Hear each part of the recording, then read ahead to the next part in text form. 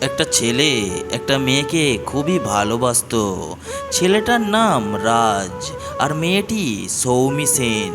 ছেলেটা খুব ভালো কবিতা এবং গল্প লিখতো। ফেসবুকে এদের পরিচয় হয় একদিন। গল্প পড়ে সৌমি রাজকে মনে মনে খুবই ভালোবেসে ফেলে। দিনরাত তাদের মাঝে ফেসবুকে চ্যাটিং হতো ঘন্টার পর ঘন্টা। রাজ ও সৌমি মনে মনে খুব পছন্দ করত সৌমিকে। রাজ স্পেশাল মনে করত, কারণ সৌমি রাজের কাছে বাকি সব মেয়েদের থেকে আলাদা ছিল। সৌমি ছিল খুবই মিষ্টি একটি মেয়ে। রাজ সৌমিকে সুইটি বলে ডাকতো।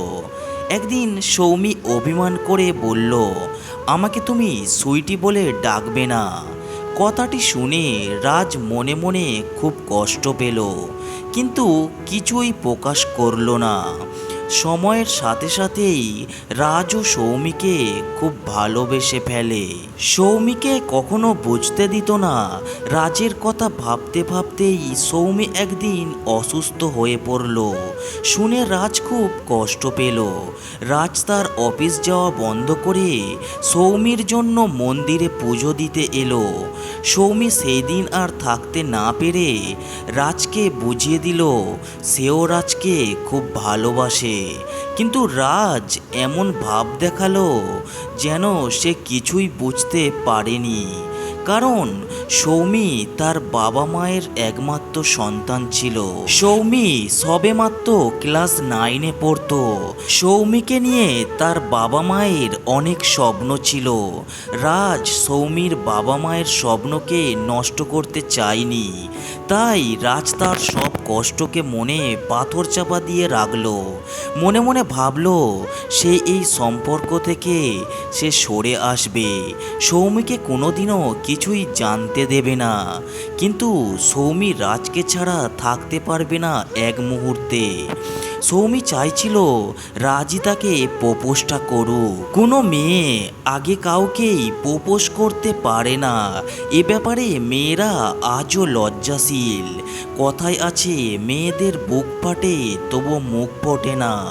রাজ কিছু বলছে না দেখে সৌমি রাজকে সব লাজ লজ্জা ত্যাগ করে আই লাভ ইউ বলে দিল। তাদের প্রেম সময়ের সাথে তাল মিলিয়ে আগে বাড়তে থাকে। একদিন সৌমি রাজকে জিজ্ঞেস করলো, কেন তুমি আমাকে এত ভালোবাসো? রাজ জবাব দিল, কোনো কারণ আমার জানা নেই। সৌমির ভালো লাগলো না উত্তরটা, এবং সে বলল, না, আমাকে একটা কারণ দেখাও। ওকে, কারণ তুমি দেখতে অনেক সুন্দরী, স্মার্ট এবং আকর্ষণীয়।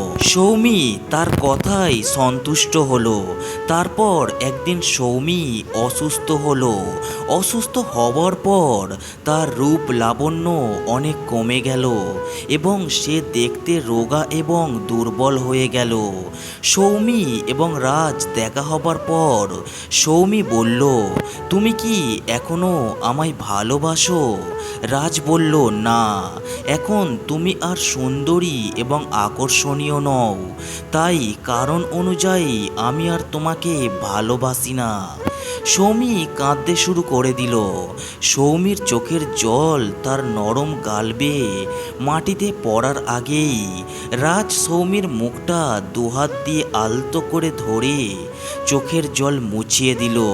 তারপর রাজ তার হাত ধরে বলল, এখন বুঝেছ যে ভালোবাসা কোনো কারণ দিয়ে হয় না। আমি তোমাকেই ভালোবাসতাম, এখনও ভালোবাসি এবং ভবিষ্যতেও বাসবো, আর তা কোনো কারণ ছাড়াই। I love you Soumi, I miss you. গল্পর কিছুটা বাস্তব এবং কিছুটা আমার কল্পনা। আমার অজান্তে যদি কারোর জীবনের সাথে মিলে থাকে, তাহলে সত্যিই আমি খুবই দুঃখিত। কাউকে দুঃখ বা কষ্ট দেওয়ার জন্য আমার কোনো ব্যক্তিগত ইচ্ছা নেই। ধন্যবাদ, সবাই ভালো থাকবেন।